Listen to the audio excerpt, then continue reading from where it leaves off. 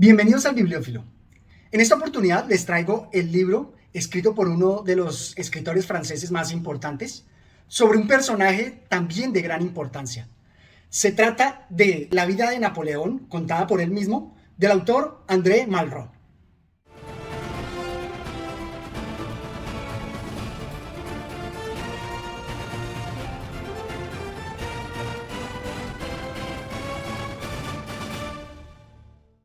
La obra nos presenta como un diario con una perspectiva bastante íntima del gran personaje histórico Napoleón Bonaparte. Sin embargo, me parece que esta obra no logra ser contundente, porque en esa perspectiva que él nos presenta se muestra muy egocéntrica, obviamente cercada en el personaje, pero con varias desventajas que no logra solventar. La primera de ellas es que al centrarse tanto en los hechos históricos, sucede que se pierde en los árboles del bosque.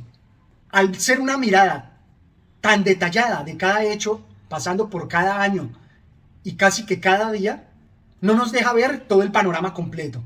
En segundo lugar, creo que no logra presentarnos la evolución del pensamiento de Napoleón, porque obviamente no debe ser lo mismo lo que pensó al inicio de su carrera a cuando ya se hizo emperador. En tercera instancia tenemos, por ejemplo, que no se presentan todas las tribulaciones que tuvo que haber sufrido. Por ejemplo, en una fecha tan importante como el 18 de Brumario. Ahí me parece que se pierden un poco todas las tribulaciones, todas las dudas que debió generar una decisión tan importante.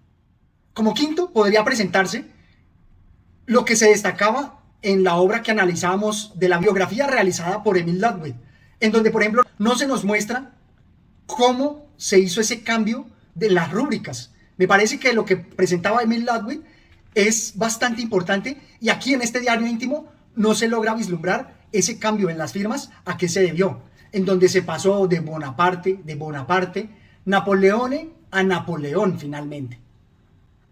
Me parece que todo eso faltó indagarlo de mejor manera.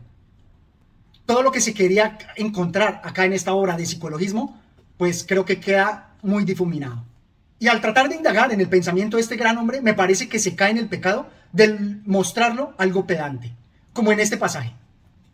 Dice así Napoleón: amo el poder, pero lo amo como un artista, lo amo como un músico ama su violín, lo amo para sacarle notas, acordes, armonía. Me parece que está bien como una descripción que hiciera un tercero de él, pero naciendo de un escrito íntimo, como un diario que él nos presenta, me parece que pierde toda su fuerza y más bien se nos presenta como un personaje pedante. Como un sexto aspecto, quisiera resaltar que al ser un diario tan íntimo y al no darnos una profundidad sobre todas las interrelaciones, este libro es más para quien ya conoce la historia de Napoleón. Es más para indagar como una curiosidad lo que el escritor plantea desde esa mirada íntima. Pero al no darnos un contexto mayor, y al requerir que conozcamos mayores detalles sobre la vida de Napoleón, la obra pierde fuerza y hace que perdamos interés. En algunos casos, la obra llega a ser inclusive algo aburrida y monótona. Y es que en la vida de este personaje es tan importante la interrelación que hay con tantos personajes como Talleyrand, su familia como José, que creo que sin ese contexto, lo que se plantea aquí resulta banal y se pierde toda la fuerza de lo que quiere transmitir. Veámoslo en este pasaje. José no está destinado a reinar, es mayor que yo. Seguramente viviré más que él, pues gozo de buena salud. Y además no nació en un rango lo bastante elevado para deslumbrar. Yo nací en la miseria, él nació como yo en la más profunda mediocridad. Yo subí por mis acciones, él se quedó en el punto donde lo puso su nacimiento. Para reinar en Francia debes pertenecer a la grandeza por nacimiento, haber pasado la infancia en un palacio, con guardias, o bien ser un hombre capaz de distinguirse por sí solo entre los otros. Mi amante es el poder, he hecho demasiado para conquistarlo, para dejármelo arrebatar, o ni tan siquiera sufrir que lo deseen. Este pasaje que nos presenta aquí lo que él piensa sobre su hermano, creo que sin el contexto adecuado se pierde.